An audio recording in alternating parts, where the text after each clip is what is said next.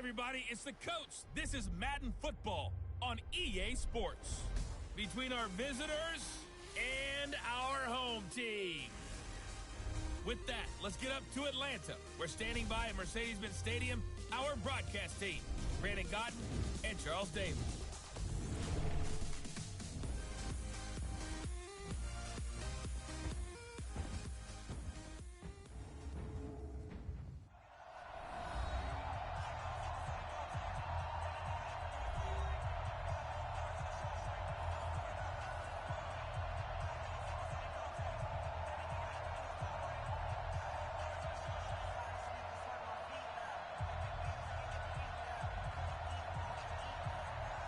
Out is the kickoff unit as they run up and send this one away.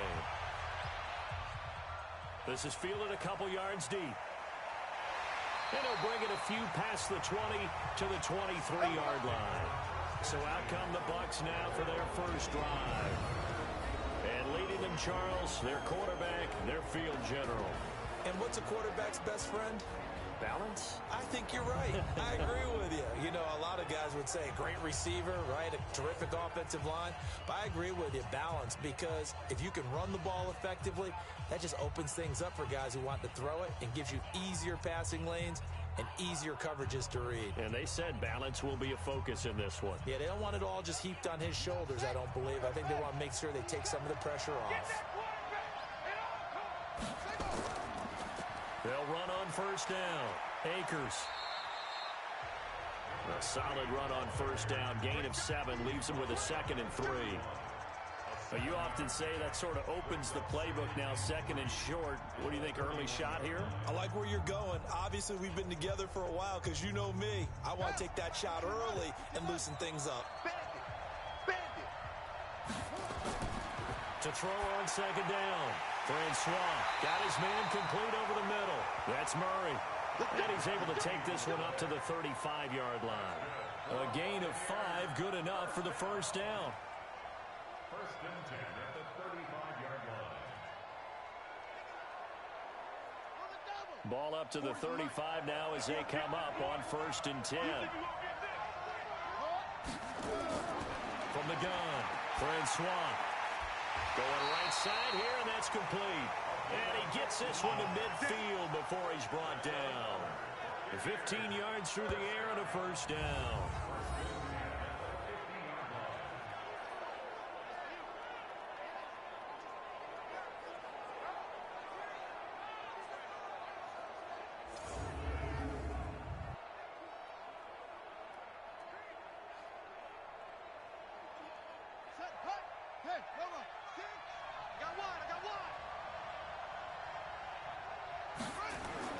From the midfield stripe, they'll look to throw. Looking middle, and it's incomplete. He was looking for Matthews that time, but it'll be 2nd down.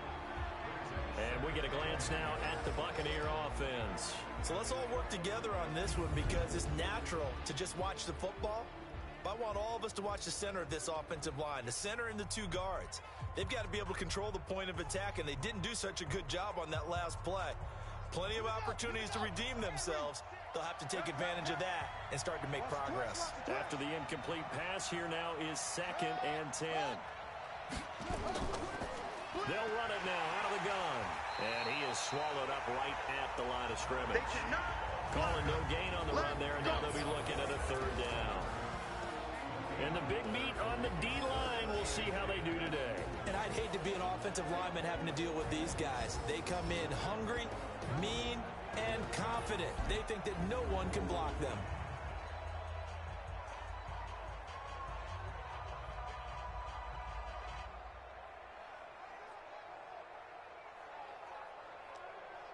And for the Colts, an extra defensive back in there now on 3rd down. Operating from the gun, Francois. Well, the 2 men come together, and it's incomplete.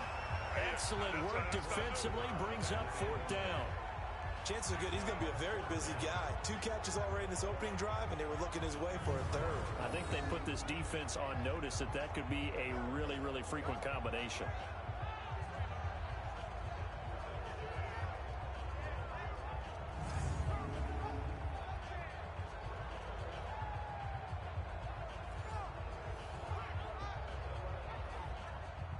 comes the Buccaneers punter now. As the first drive of the game stalls out, he's on to punt.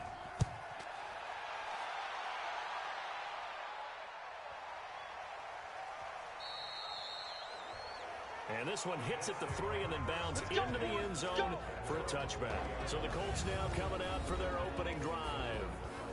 And here's a look at their leader, standing 6'4". And what I enjoyed in preparing for this game was talking not just with the coaching staff, but with him as well. And I found it interesting that the coaching staff sees him one way, and he sees himself an entirely different way. Yeah, one thing he said he's always working on, we know he's not bad at this, but his footwork, always wants to improve that, and that's something he's going to focus on here. And what was so funny, what the offensive coordinator say right off the top, he's got great footwork. Love his footwork. So this guy is never satisfied. They'll come out throwing here to start the drive. That's caught by his tight end, Foster Moreau. 10 yards on the pickup there, and it'll be second down. Partner, it's a lot of fun watching the NFL now, isn't it? Because when the big fella runs routes, it used to be when we were kids, he'd run about 3 different routes, and that was it. Now he can run anything and catch the balls we just saw there. So second in inches after that first down completion went just shy of the marker. Fighting through, and he's got space. And he's able to get this way down deep into enemy territory. And he's going to wind up getting this all the way down to the Buccaneers' 15. Great run there, but it looked like they were going to have him for the stop. He was able to push through. They didn't wrap up defensively. No, they didn't. All credit to the runner for making it happen, breaking through some contact and going a long way. But the defensive guys, when they watch this on tape, they're not going to be real happy with themselves. They had a great opportunity that they let slip through their hands. A real field flipper there as all of a sudden they've got a first down in the red zone. Firing quickly here, and that's complete. No gain there on the completion, 2nd and 10. And this O-line, it is the lifeblood of the offense. They established the tone. Mean, nasty, physical. They can't wait to get after people. That allows the rest of the offense to feel confident.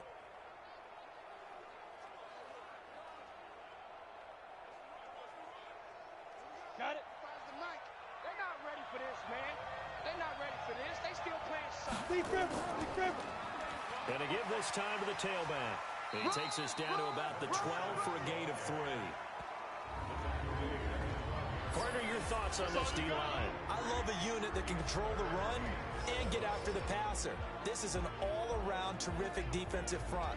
Hard to move the ball against them on the ground, and then when you want to throw it, look out. Here they come after the quarterback.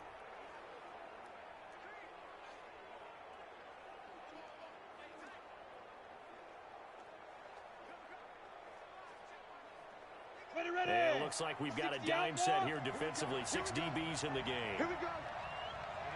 Ready. Let's go. They'll look to throw here. Nowhere to escape, and he goes down. Boom! Sack, baby. Sack. We talk about how teams are so competitively matched, and you just want to make those plays that give you an advantage. How about right here? The difference between letting them score a touchdown versus holding them to a field goal, that's absolutely huge with the play he just made. And you know he hated taking the loss there on 3rd down. And his kick is indeed good. And the Colts hit the scoreboard first. It's 3-0. Had just the one big play on the drive, but that was enough to put him in field goal range. Yeah, one big play of what they hope will be many others throughout the game. Every team has a different target for the number of plays like that, those explosives that we talk about. That allowed them to put points on the board on that drive. Let's see how the rest of the game goes.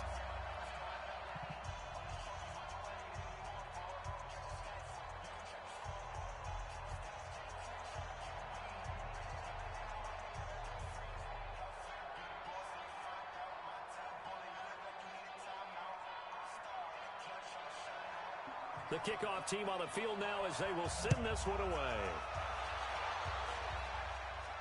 This is fielded a couple yards deep. And he'll get across the 20 before he's brought down at about the 23-yard line. Now the Buccaneer offense set to take over again and hoping to do better than they did their last possession when they punted the football. Appeal to the vanity of your offensive line. Tell them that they control your fate. leverage guys, win the line of scrimmage. If you do that, you start to win first down. You win second down. And guess what? You start accumulating first downs, and that's what they need in order to not punt the ball again.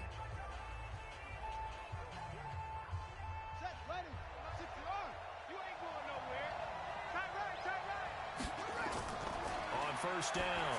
Francois. Throw left side complete. It's Murray. And this will leave him a yard short. Nice pickup of 9 yards on first down.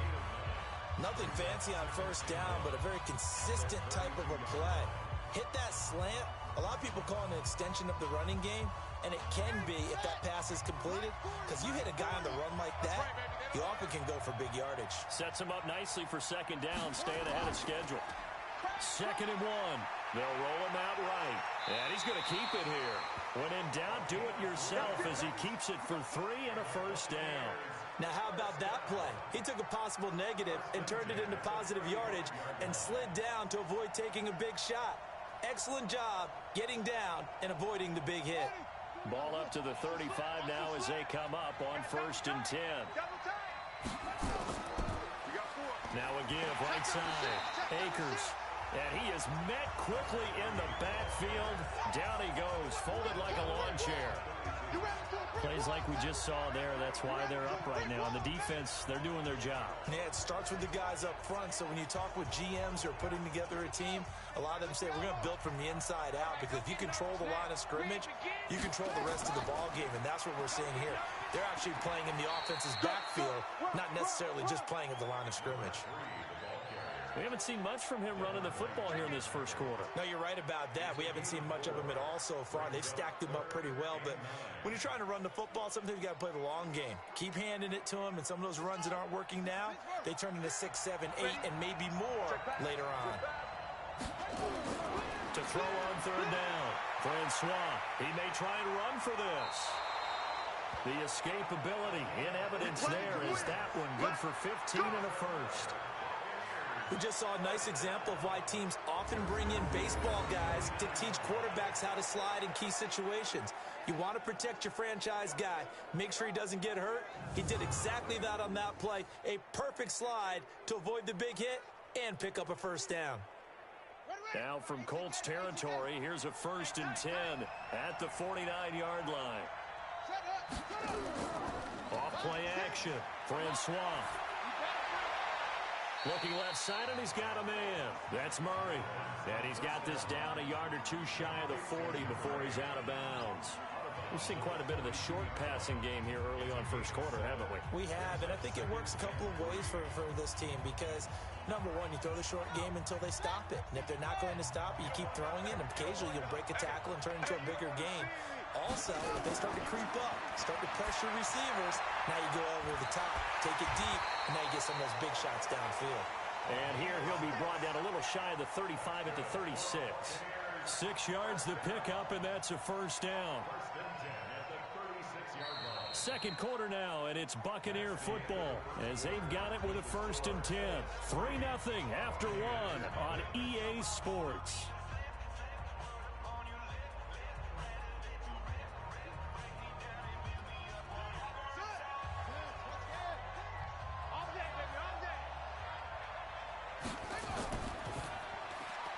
He gets it to Matthews, complete. The Bucs passing game looking good on this drive. It's a first down. I like watching the wide receiver screen because it's a real teamwork play. Because guess what? The guy catching the ball, he'll get all the credit. But how about the people have to block in front of him, either fellow receivers or offensive linemen? That makes that play a really nice timing play, and sometimes it can break big. On first down, Akers. And he still has yet to get on track in this first half as they're going to stop him behind the line. Another example right there how this defense really is winning the entire game at the point of attack. Yeah, right there at the line of scrimmage because they are dominating it. It allows their interior guys to get upfield and spill into the backfield.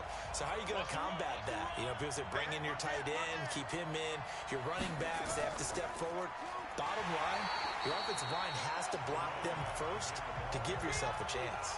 And the running lane's non-existent in this first half as they'll stop him behind the line. Partner, you mind if I take off this headset and put on a coaching headset? You want to get this running game going? I want to get this running game going. I'm going down there and saying, gentlemen, we have got to run the football. We've got to get it going right now. Yeah, to this point in the second quarter, it has been a struggle. A throw there, but that's going to wind up incomplete. More problems here on third down. They've converted only once so far in this first half. And you know as well as I do in this league, if you don't win on third down, it makes it hard to win a ball game because then you're relying on your defense, you're relying on your special teams. You've got to get it done with your offensive unit. And this one is right down Broadway. And that will tie us at 3-3. A dozen plays on that drive that ends with the field goal. Let's go ahead and break out some of the old chestnuts here, right, partner? Keep the ball in front, rally to it, and make the tackle, right? No big plays given up, no balls over your head. Bend, don't break. Hold on. Chestnuts? You like Come that on. one? What does that mean, break out? Just because you break chestnuts? I'm not sure about that, but I'm just going with why they said that. I have no idea.